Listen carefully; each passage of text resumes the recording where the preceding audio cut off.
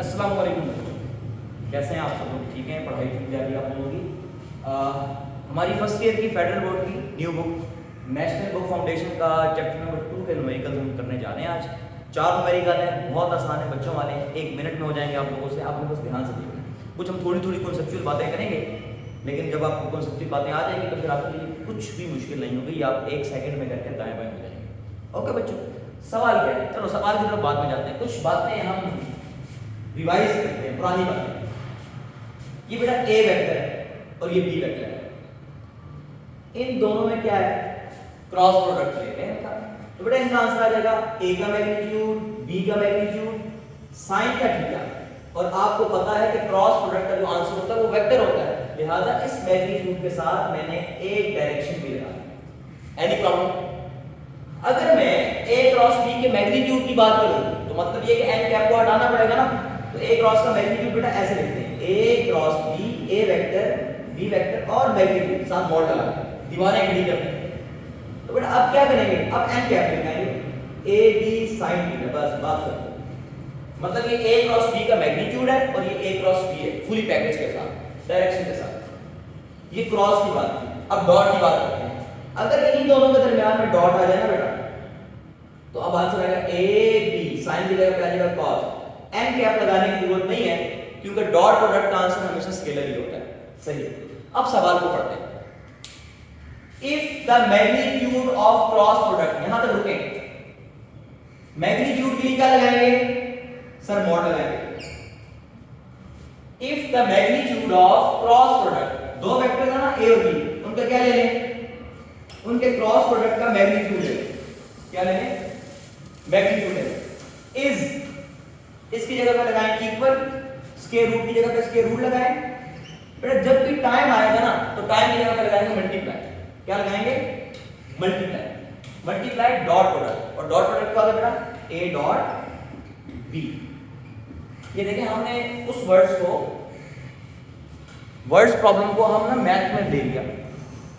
देखें, magnitude of cross product,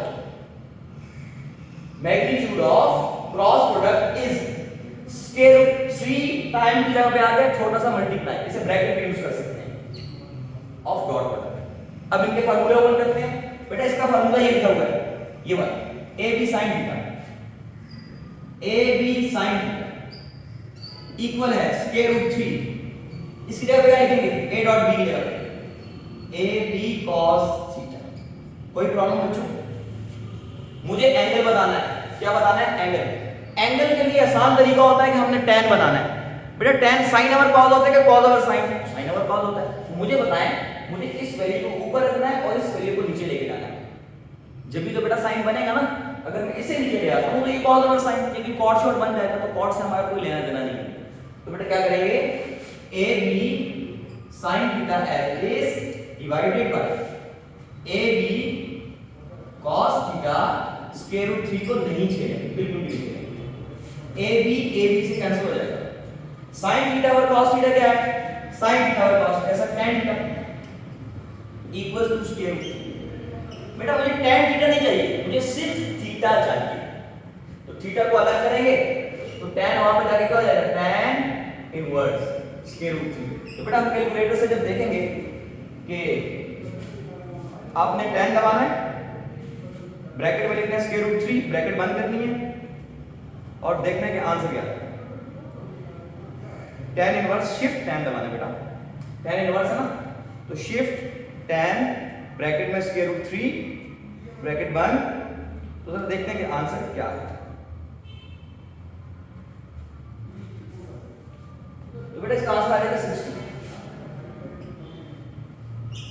तो हमने कहा कि ये a वेक्टर था और ये b वेक्टर था, इन दोनों के दरमियान में एंगल 60 है। आप इन दोनों के क्रॉस प्रोडक्ट को मल्टीप्लाई करो, जो आंसर आएगा वो डॉट प्रोडक्ट के साथ स्क्वायर रूट 3 मल्टीप्लाई करने से आएगा। क्लियर है ना? तो ये आंसर है। अब नेक्स्ट क्वेश्चन बड़े आसान है। बेटा ये हॉरिजॉन्टल होता है, ये x और ये y, ये एक वेक्टर f है, इसका मैग्नीट्यूड मुझे नहीं पता। इसका हॉरिजॉन्टल के साथ एंगल क्या बन रहा है? वो 30 बन रहा है, उसका खुद ही है।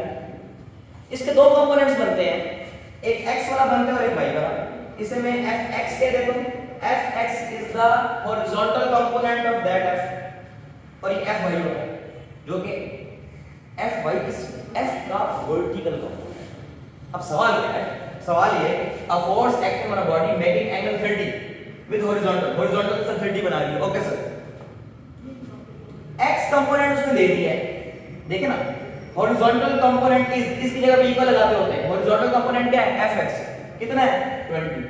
तो कह रहे बताओ ये एफ कितना होगा जिसका हॉरिजॉन्टल कंपोनेंट 20 है और वो एंगल 30 बना रहा है, तो वो एफ खुद कितना होगा।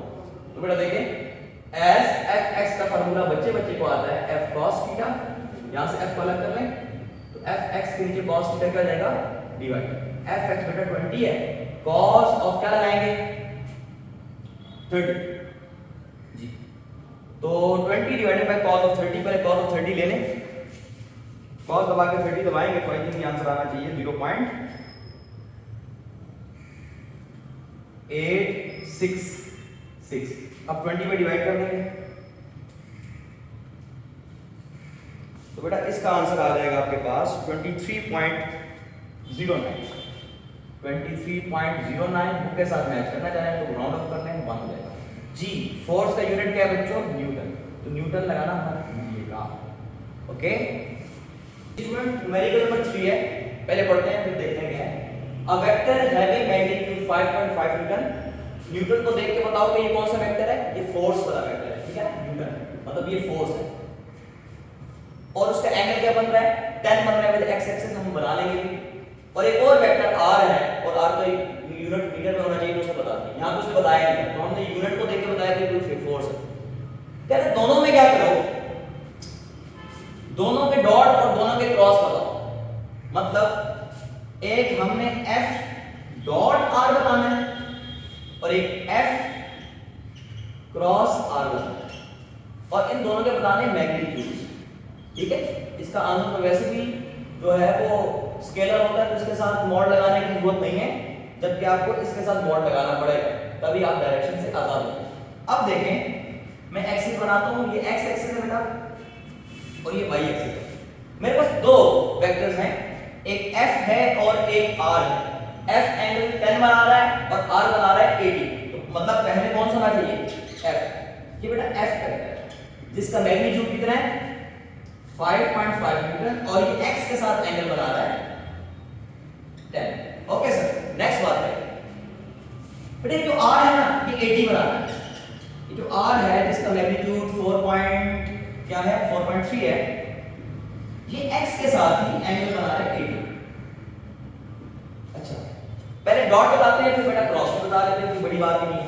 देखिए बहुत डॉट ये a डॉट b का फार्मूला होता है a b sorry f dot r का फार्मूला होता है बेटा f r cos theta. Sir मेरे पास f भी है 5.5, r भी है 4.3, ये थीटा क्या है, अब ये थीटा दो आ रहे हैं, हम कौन सा पुट करेंगे बेटा, याद रखिए डॉट या क्रॉस में जो थीटा होता है वो होता है angle between vectors, angle between इन दोनों वेक्टर्स के दरमियान। तो हमने एंगल बिटवीन वेक्टर्स देखना है, ये जो उसने एंगल दिए हैं ये एक्स एक्सिस के साथ के दिए हैं, तो मुझे ये वाला एंगल देखना है, इन दोनों में क्या एंगल, ये वाला, ये कितना होगा मुझे बताओ, ये टोटल 80 है, 80 में से 10 निकाल दो, 80 में से 10 निकाल दो, ये बच जाएगा नहीं बच जाएगा। तो बेटा ये एंगल दोनों सा है, इनके दरमियान जो थीटा है वो 70 है, वो 80 माइनस 10 करके आया और वो है 70 डिग्री, तो मुझे 70 पुट करना है। तो जरा देखें 5.5 into 4.3 into cos of 70, अब जरा पहले cos of 70 ले लेते हैं और फिर इन तीनों को मल्टीप्लाई करेंगे। बेटा cos of 70 क्या होता है जरा पता करते हैं जल्दी से, cos of 70 बेटा ये होता है 0.342।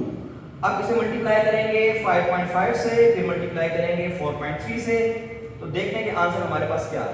तो बेटा ये आंसर आ रहा है 8.088, ठीक है, यूं करते हैं। अच्छा अब यूनिट भी तो लगाना है सर, बेटा न्यूटन और मीटर, f का यूनिट न्यूटन और r का मीटर, तो न्यूटन मीटर लगाएंगे एक बार। अब क्रॉस कैसे फाइंड करेंगे, a क्रॉस b, बेटा a क्रॉस b में ना मैग्नीट्यूड बताना है, तो n कैप वाला सीन कोई नहीं है, क्या लिखेंगे आप f r sin theta, n cap नहीं लगाएंगे क्योंकि आपने यहां मॉड लगाया।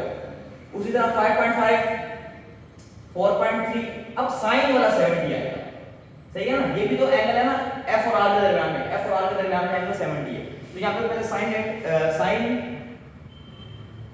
70 चेक करेंगे बच्चों, जो भी आंसर आएगा उसे मल्टीप्लाई करेंगे 4.3 से,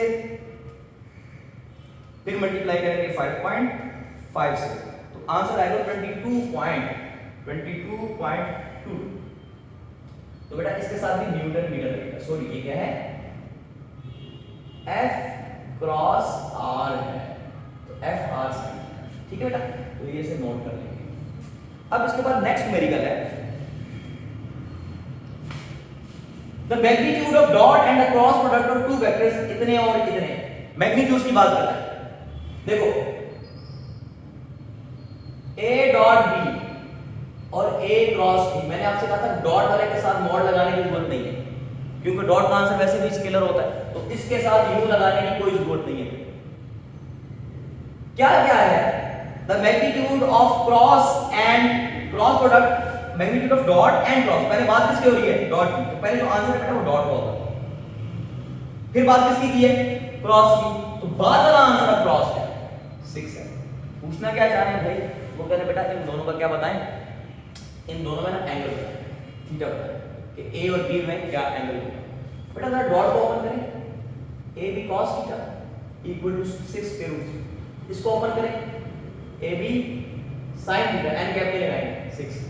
मुझे एंगल बताना ना, मैंने आपसे ये कहा था बेटा जब भी एंगल बताएंगे ना तो साइन को ऊपर रखना है, cos को नीचे, तो इक्वेशन 2 को ऊपर लिखना है और इक्वेशन 3 को ऊपर, डिवाइड करो, a b sin theta, left को लेफ्ट पे डिवाइड करें, a b cos theta equals to 6 divided by 6 के रूट, तो बेटा ये ए बी से कैंसिल हो जाएगा, ये tan थीटा हो जाएगा बिल्कुल बच्चों वाला, ये 1 ओवर स्क्वायर रूट 3 हो जाएगा, और tan इनवर्स देंगे हम, tan inverse 1 over square root 3, तो ये होता है 30 होता है। इसे कैलकुलेटर की ना शिफ्ट टैब दबा के आप चेक कर सकते हो, तो आपने बता दिया कि इन वेक्टर्स में ये है। एनी प्रॉब्लम बच्चों, कोई भी इशू हो तो कमेंट्स बॉक्स में आप पूछ सकते हैं।